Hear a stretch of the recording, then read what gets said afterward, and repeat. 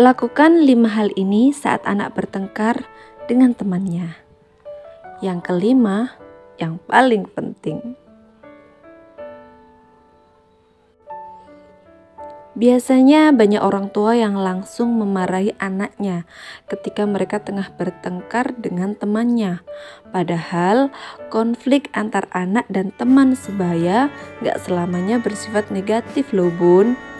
Sangat umum bagi anak-anak untuk mengalami konflik dengan teman sebaya. Konflik mendukung anak-anak dalam mengatasi perbedaan dan belajar mengelola emosi. Saat anak mengalami konflik atau pertengkaran dengan teman sebayanya, jangan pernah langsung mengintervensi anak. Sebaliknya, coba lakukan beberapa hal berikut. Yang pertama, jangan ikut campur dalam pertengkaran tersebut. Banyak orang tua yang biasanya akan langsung turun tangan dengan memarahi anak atau bahkan temannya. Gak jarang orang tua pun akan menghubungi orang tua lainnya untuk menyelesaikan pertengkaran tersebut. Namun ternyata hal itu bukanlah solusi yang tepat.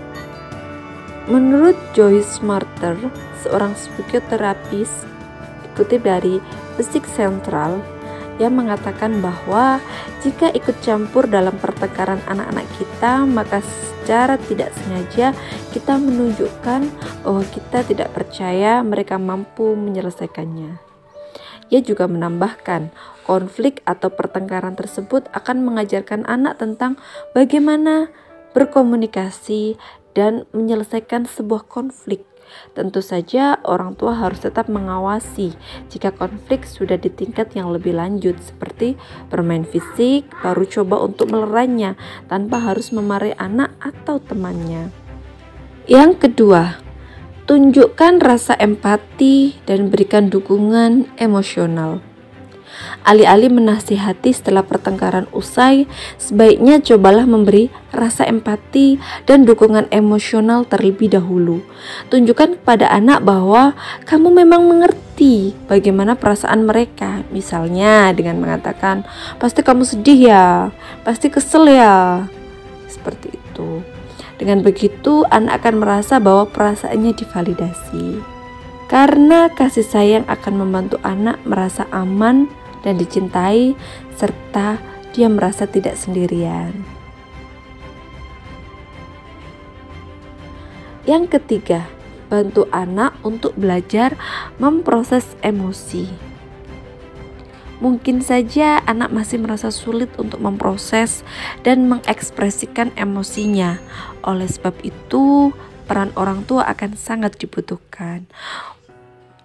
Bunda bisa mengajari anak untuk melepaskan emosi dengan hal-hal yang positif, misalnya dengan membicarakannya, menuliskannya, bermain atau berolahraga.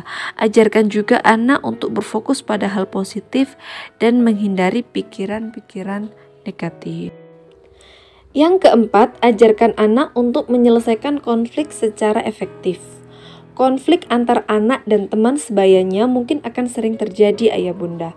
Oleh sebab itu, cobalah mengajarkan anak bagaimana caranya menyelesaikan konflik secara efektif.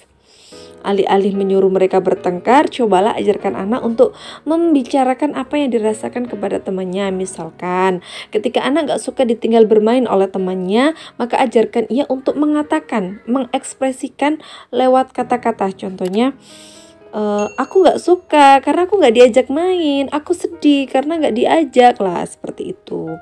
Selain itu, ajarkan anak untuk berempati kepada temannya dan ingatkan kepada anak bahwa mereka tidak bisa mengontrol tindakan orang lain atau temannya, tapi dia bisa mengontrol tindakannya sendiri.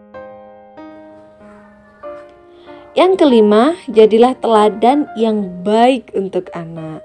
Anak akan sering meniru apa yang dilakukan oleh orang terdekatnya, terlebih orang tuanya. Oleh sebab itu, ayah bunda, jadilah teladan yang baik untuk anak dan tunjukkan kepada mereka bagaimana ayah bunda menyelesaikan konflik sehari-hari dengan bijak.